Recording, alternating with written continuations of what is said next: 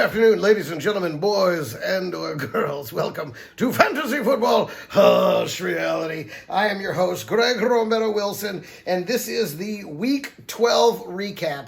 You know, it goes so fast. It really does. It's so exciting. I love fantasy football so much. And I always do this towards the end of the year where I kind of slack off. But this year, it's been so strange. Now, here we are. Finally, I'm releasing this on Wednesday night. We finally have complete. We're well into, it's Wednesday of week 13. There's supposed to be the Thursday night game of week 13 tomorrow, which was supposed to be the Dallas Cowboys getting butt fucked by the Raiders on national television.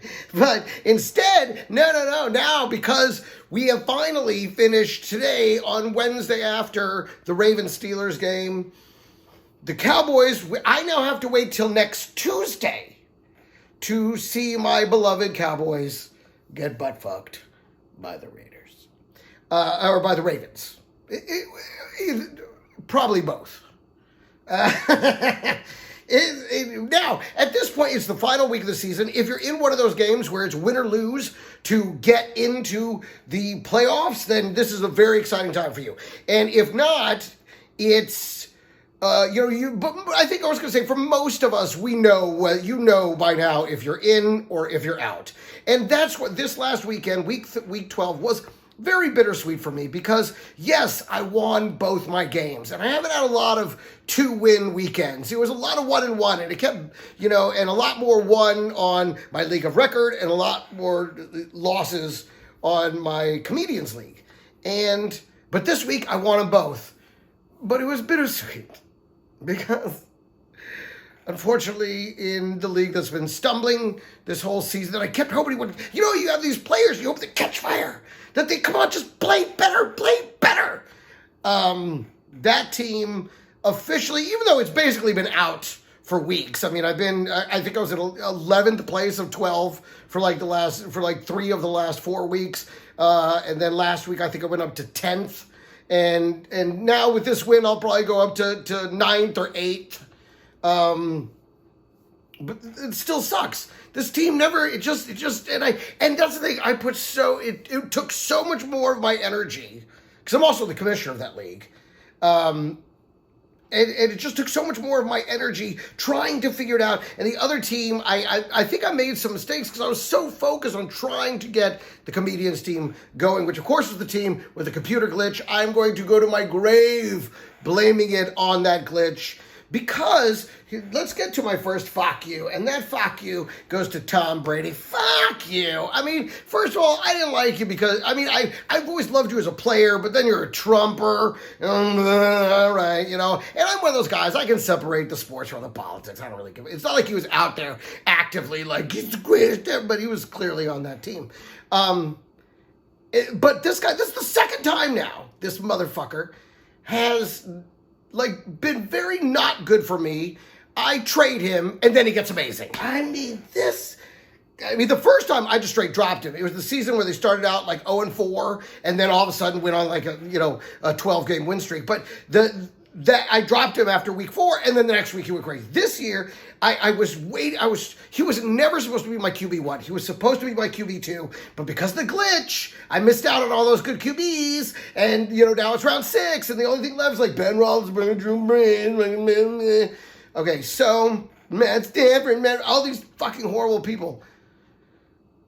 So, we get to the week against, he has Antonio Brown. And I think Antonio Brown's going to make a big difference because Mike Evans at that point is banged up. Chris Godwin's been out a couple games. It's like he needs this healthy body. Then all of a sudden they're totally fine. Now that AB is here, they're totally fine all of a sudden. And so now he has all the... But then he goes in against New Orleans. Supposed to be a shootout. Gives me 2 points. 2 points. And that was it. I broke. I was like, get the fuck off my team, you inconsistent cocksucker. And then I traded him for some very non-magical beans named Zach Moss. But again, I was looking at potential. He had started to handle more touches. It seemed like things were swinging his way, but they're fuck you, Buffalo, with your Singletaries. Let one of them get going. Pick a man. And that's the thing. My other fuck yous now go to the Rams RBs. Darryl, Brown, Malcolm, now Cam A. Fuck all of you. The Colts RBs. Naheem Hines should be, and then Jonathan Taylor has a decent game, but just stick with Naheem Hines. Let that guy be. All right. And the Ravens in general, because I know you're still your defense. No matter what's going on with your offense, your defense is going to crush us next week. It's going to suck. And did you see McSorley? How about McSorley coming out and all? Okay, and that was the crazy thing about that game. When McSorley came out, he hits Hollywood Brown deep, and I don't know about you, but I'm thinking to myself, okay, wait a minute. So was it? I was under the impression that the problem was Hollywood Brown. He couldn't help Lamar Jackson. But then McSorley comes in and hits him for a 75-yard bomb. And I'm like, wait a minute. Against the Pittsburgh defense, mind you. And I'm like, wait a minute. So was the problem Lamar couldn't help Hollywood? I'll be very interested. I would like to see, I'm going to be honest with you, I'd like to see more McSorley, but probably, sitting for a game, probably, it might be just the reset that Lamar needs. But they've already had a bye week, and that didn't do it, so who knows? It's just like, that Madden curse, man, realest thing in fucking football. It's unbelievable. Realest thing in fantasy football. The Lions, they got boofed on Thanksgiving morning. So Patricia gets fired, thank God. But we all know what that means. Listen, sneaky play. You need a quarterback this week. You get on that waiver wire. You pick up Matt Stafford because, it's just like what happened when they cut Bill O'Brien down in Houston. The team wants to go out and show that they were better than what they were allowed to do. And, have you read some of the stuff that's been coming out about the way Patricia spoke to some of these players? And these are just the guys that are willing to go out there with it and say what they've been told by this guy. He's like, I'll ruin your career. I made you. I'll take, just trying to own. I don't know. The things that have come out, I can see that it seems like the team didn't want to play for this guy. Bully culture has been very popular for the last 4 years. But start Stafford next week. I'm just telling, he's on the waiver wire. It's like everybody's on the waiver wire, so grab him, and I'm going to try and get him and play him because I think he has a huge bounce back game next week.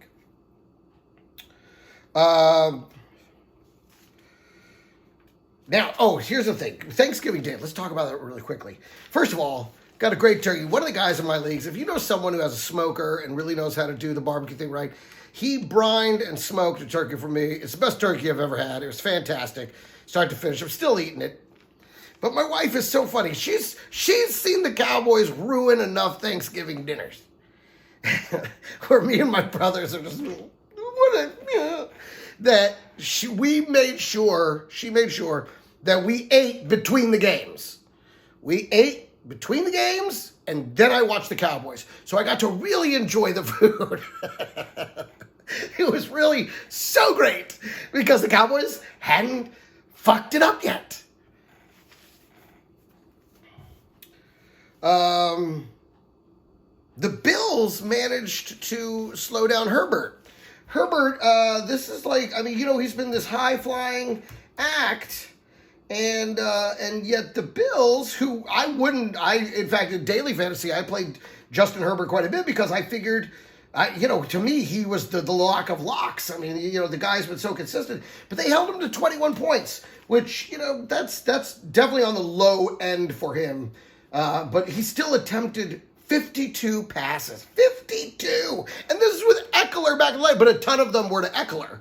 Which that's the thing, if you're an Eckler owner, this is the return you've been waiting for. And if you're a McCaffrey owner, you're like, that's what I want. I want what they got. I want what the Eckler guys got. I want that.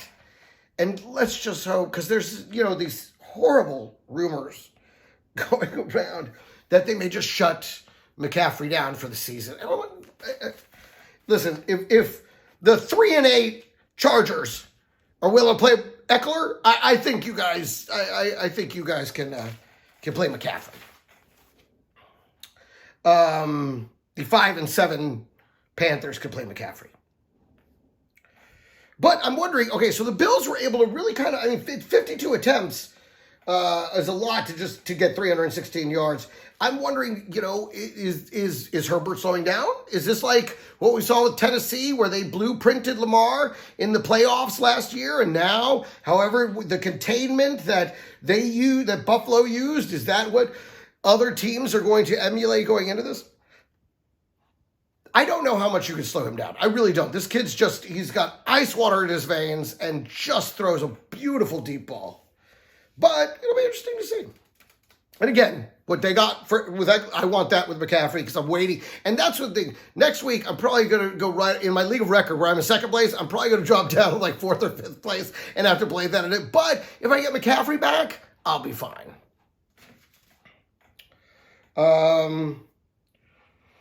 The Giants barely squeezed past the Bengals, which the Bengals were playing a practice squad wide receiver as the quarterback. And I got to tell you, I picked up the Giants, played them in both defenses, and played them in both my leagues. And, they got you 16 points. But let's be honest, we were expecting like 38 points or something versus this guy. A couple of pick sixes, a lot of, and the Giants, which just shows you how bad every team in the NFC East is. Not just my Cowboys. Listen, when we had Dak, we were a high flying, we were the greatest show on turf 2.0.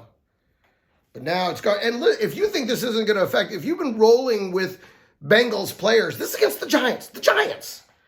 Gio Bernard, 6 points. T. Higgins, 12 points. But listen, if you're in a keeper league, that's your keeper. And Tyler Boyd, 3 points. These are guys you've probably been riding, for the last several weeks, especially T. Higgins. And now, 12 points is not bad. But, I shouldn't dip any further. Those quarterbacks should come back. But, whew, boy, that was a tough day. Titans Colts, as someone who's riding Derrick Henry. Boy, that sounded homosexual, natural. But he's my ride or die. I'm the guy that at the beginning of last season in the draft took him in the third round because I was afraid someone else would get him and nobody else cared. And I'm the one in my preseason draft show called him a generational talent. And I knew that it was the team and their commitment to these other, running backs on third down was what was holding him back. And then finally, in the second half of last season, they let him go, and he turned into what I said he would. And this year has been about seeing whether or not I was right about him. And I think we clearly are seeing a generational Earl Campbell-style running back. I don't think he's going to slow down anytime soon. I think we get a good 2-3 more seasons of this level of absolute monstrous glory. And I love it when he gets, oh my God, when he gets going, it's so fantastic. But the Titans beat the Colts, obviously a shocker. I think everyone's expecting the Colts to pull this one out because how do you score 45 defense on this Colts defense? This Colts defense is supposed to be phenomenal. Pittman, womp womp. So many people started him with confidence. That's the worst part is when you get, he's the guy, neep. And then, that's how good T. Higgins is. He's still got 12 points out of a fucking practice squad wide receiver for QB. T. Higgins is the truth. And we're going to be seeing a lot more of T. Higgins over the next several years. We're wearing fucking T. Higgins jerseys by next year. Trey Burton, listen, man, this guy, if you're desperate and you need a dart throw of a tight end, this guy either gets you 12 points or nothing. Seriously, look at the record. It's either like 1 point or like 12, 13 points. So it's a dart throw, but when he hits, he hit this week. Broncos, Jags, listen, fuck me. This is a very rare fuck me. And also Fah-Q. Now, James Robinson, listen, he did his job. It was my mistake. It was such an incredible, not collusion of events, but is that the word I'm looking for? Anyway, collision of events. Convivience? I don't know. But what happened was I got him. And I had traded for Kenyon Drake, and Le'Veon Bell had just been moved to the Chiefs. So I'm like, oh, Le'Veon Bell, I've been waiting a year and a half, I've been waiting. I keep drafting him. I pick him up later, but I'm like, one of these guys got to figure out how to use him. He was the number 1 running back in the league week at Pittsburgh, and he didn't get injured. He rested for a year. Then now it's garbage and Gase. Great, they sent him to the best team. And then, of course, exactly like I said, CEH was like, fuck no, I'm amazing. And then now, I mean, they've proven to be such a passing team that, so anyways, but at this point, he just moved to Kansas City. And Kenyon Drake had just had the 100-yard game against Dallas. So I'm like, okay, I'm set. And I needed to pick up somebody else. And I think it was another wide receiver. So, I needed to pick up a wide receiver because, I had CeeDee Lamb and Amari Cooper, and Dak had just been eliminated for the season, and both those guys had taken a nosedive at that point, and I'm like, I need it. So I dropped. I didn't trade him like I should have. I fucking dropped him. And I think my greatest flaw, I have two major flaws in fantasy football. I don't know if you have these, but these are mine.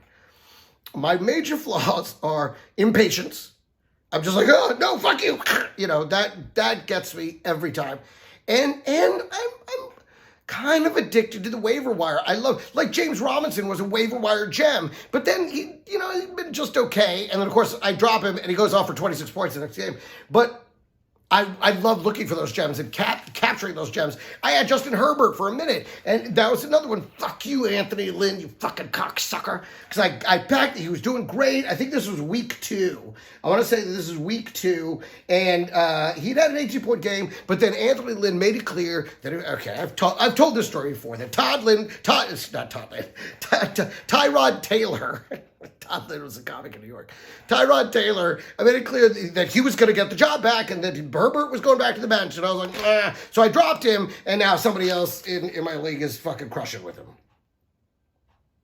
Browns versus Jags. Jarvis Landry, fuck you, man. Why? He did this last season too. He does this every season. He has to wait until OBJ is out for the rest of the season, and then around this time, usually around week 9 or 10, but this year, week 12, he comes alive, and all of a sudden it's the Jarvis Landry show. And you're talking to somebody who drafted him and fucking dropped him because he was garbage. Listen to this, 26 points this weekend, previous 6 games, 5 points, 8 points, 7 points, 4 points, 3 points, 26 points. Fah-Q. That's like, there are certain curses. Like there's 2 teams that have the most points but the least wins in each of one of my leagues. And so that's a particular kind of curse. I've been that team before, where every week you're the second highest score, but you're playing the highest score. That is the worst curse of them all. And I've had them, and it's the Fantasy Vikings on one side in my Comedians League. James Fry, very funny guy. You got to check out James Fry, Frey. God damn, he's funny. And then the other one, Hogs, who's, he's the Washington fan. So that was the thing, like on Thanksgiving, his Washington Redskins, Cowboys, and he played Will Fuller and Antonio Gibson. So he was way up on me. He had like 80 points. Just sitting there till Sunday. And I even told him, I said to him, I said, man, I feel real good about you winning this week. If you lose, it is only going to prove that the fantasy gods legitimately hate you specifically this year. And then he was projected, I'm not joking, going into the weekend, he was projected for 170. I had Deshaun Watson and I had Amari Cooper, so I was projected for 151 points. But because of that, he was projected for 178 points. And he finished with 115. Is that just the worst? I feel like that's been me so many times. It's like, okay, you've been to the party, and then and sometimes you see somebody leave with the girl you wanted, but then sometimes you're the guy that leaves with the girl, but you see the guy that you normally are, and you kind of feel for that dude. You're kind of like, dude, I've been there, but I'm gonna go fuck this bitch. All right. Panthers Vikings. I mean, Cousins is another one, waiver wire. I don't trust him either. Just like he's like Derek Carr. There's this layer of guys Matt Ryan, Derek Carr, Ryan Fitzpatrick, all these guys, Kirk Cousins, that they have these games, but no one wanted to play them, and then you see the points, 32 points, you're like, I think I can play Cousins, and then he's gonna give you 9 points. He's gonna fuck you. And these guys, but they're come on, and it's the whole layer of them. They're not great, but they have great games.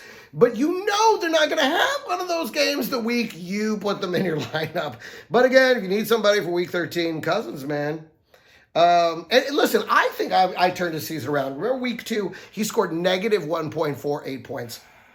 Which I've never seen duplicated until Derek Carr did it last week. Oh, Hogs, the guy I was telling you about, he started Derek Carr. That's how much the fantasy gods hate him. Sorry, I'm getting water. Got it. But in week 2, I tweeted out the image of Kirk Cousins with his score of negative 1.8, and I was like, just quit football. I Instagrammed it, whatever. It also was on Twitter.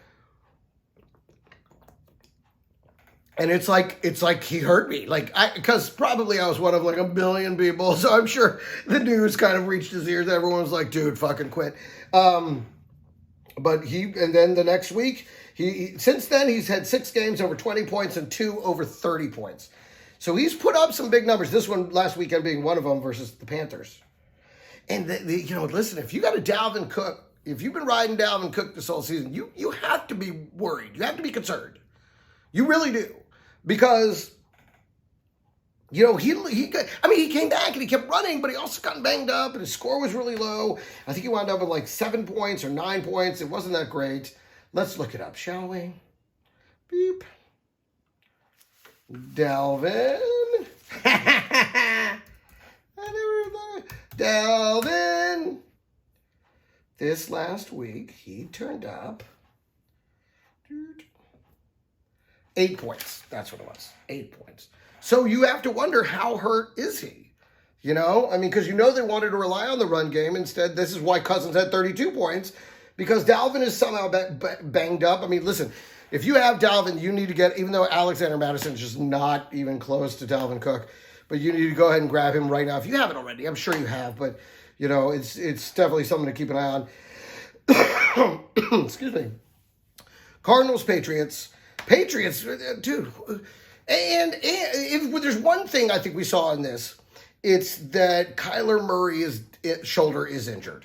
Because, it was a good day, 2 touchdowns for Kenyon Drake, but they had to rely on Kenyon Drake because he couldn't do the runs that he normally does. Those are touchdowns that all season long were going to Kyler Murray. He just scamper on in.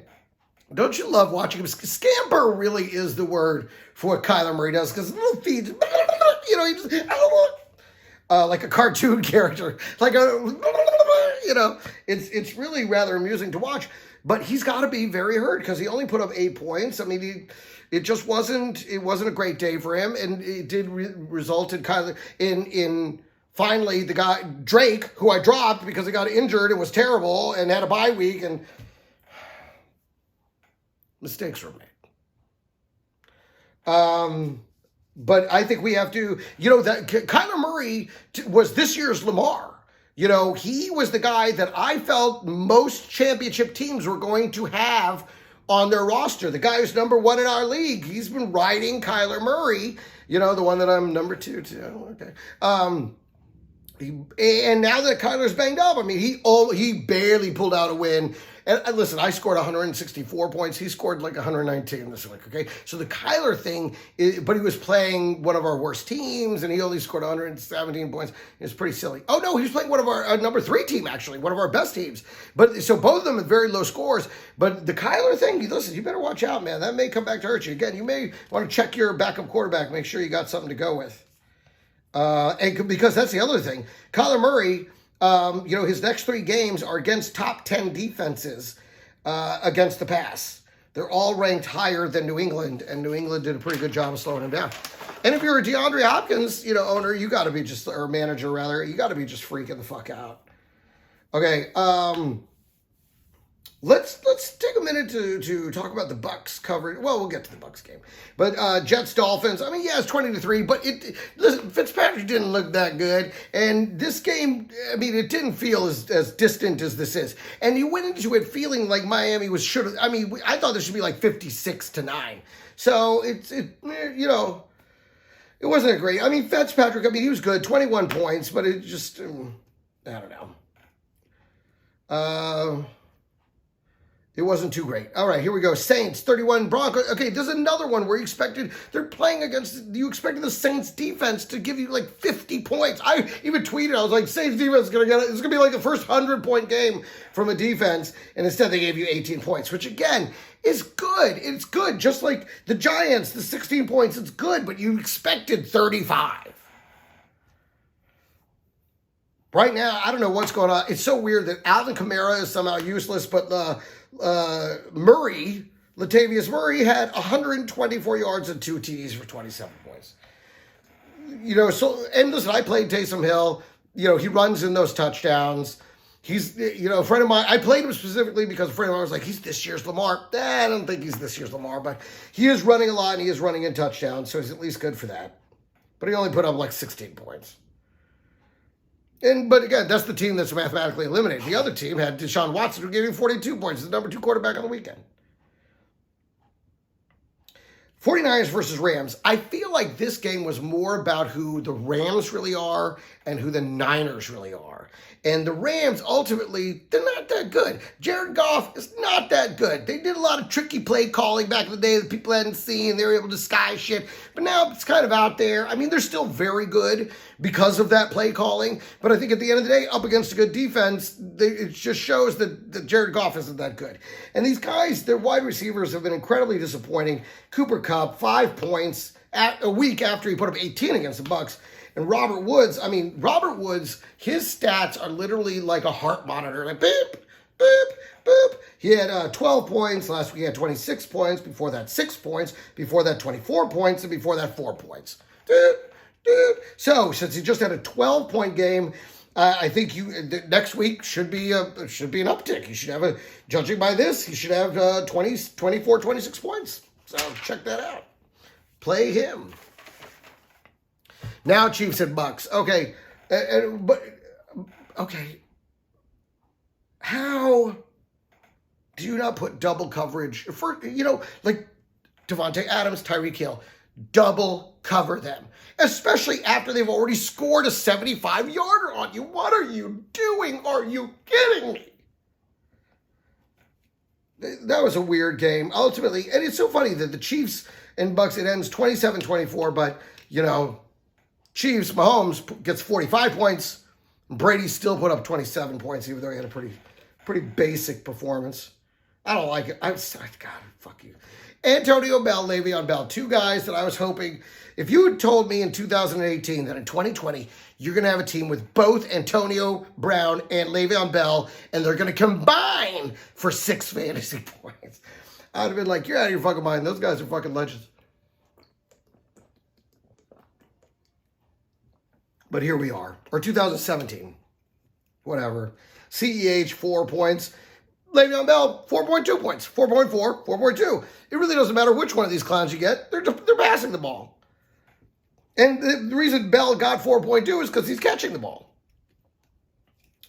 But I've said this before. I said it on Twitter. I'm saying it right now. A lot of people have dropped the Bucs defense because it hasn't been that great as of late, even though statistically it's still a top 5 defense. But a lot of people are dropping them because of the bye week coming up and they don't want to carry 2 defense, whatever.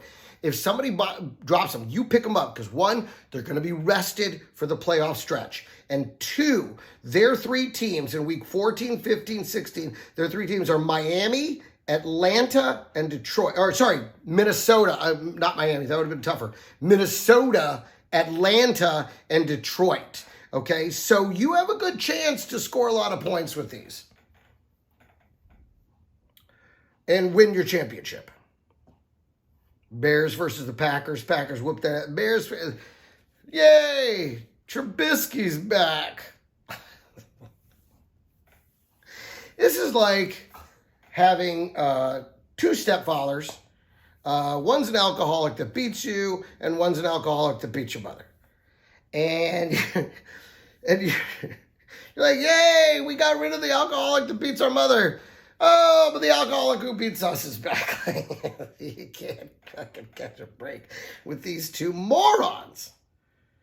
Although, Allen Robinson seems quarterback proof, but anytime you say that, they prove that they're not. But he's, and that's the thing, again, why aren't they double team? How is Devontae Adams getting over the top? I guess they're just that good. They're just that good. But it seems like you should never, on any play that they're on the field, not have them completely bracketed the whole time. Really? You're gonna take out Kelsey and make him beat you with Tyreek? What are you, fucking stupid? All right. But the Bears Robinson, he had a good day, Woo. Seahawks, Eagles. Thank you. Listen, again, God, how bad is the NFC East? And, how bad is Carson Wentz? Carson Wentz is such hot garbage. But they guaranteed him $100 million. And so, I get it. You don't want to just pay some dude $100 million to just sit there. You'd rather him get out there and get hurt. Let him get beat up. Then just sit there and make $100 million. They put in Hurts for one play. He completes a pass. And they're like, oh, that's too good. Get out. I think they're afraid that Hurts might do so good that they have to flush $100 million. But I say, don't flush him. Make him sit there and just look like an ass. Well, what a way to make $100 million. Fuck Carson Wentz. Fuck you. The Eagles and Carson Wentz. But they're, as they say in poker, they're pot committed. Ravens versus Steelers. Again, the McSorley thing, man. I don't know. Waiver wire, let's talk about it.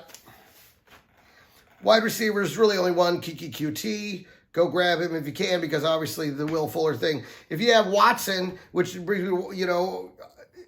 you got to be worried. I mean, he can't create this magic with just anyone. I mean, we knew Will Fuller could handle it, and that was the other thing. I've been waiting for Will Fuller. Will Fuller gets injured bad every single year, but this year he was incredibly durable. He was doing great. I'm like, how has he lasted this long? Now we know why. He's all jacked up on fucking steroids. So now, I mean, can Watson continue to create this kind of magic with Cooks, with Brandon Cooks and Kiki QT? I mean, maybe this is going to mean an uptick for Akins or Fells. I don't know. This is going to, because their running game isn't great. I mean, if anything, Duke Johnson for now is going to continue to catch the ball quite a bit. He's probably going to see some pretty decent production while he's in there. But, I mean, this may really hurt Watson. And so if you've got to make sure you have a backup, Cousins, Rivers, and of course this week, Stafford. Running back wise, Devontae Booker, because I guess Jacobs is pretty banged up, but it's an ankle. They say right now he has a chance to play. I bet they tape it up and they send him out there. And I like Frank Gore, on the other side. This is because Raiders are playing the Jets. Jets are playing the Raiders.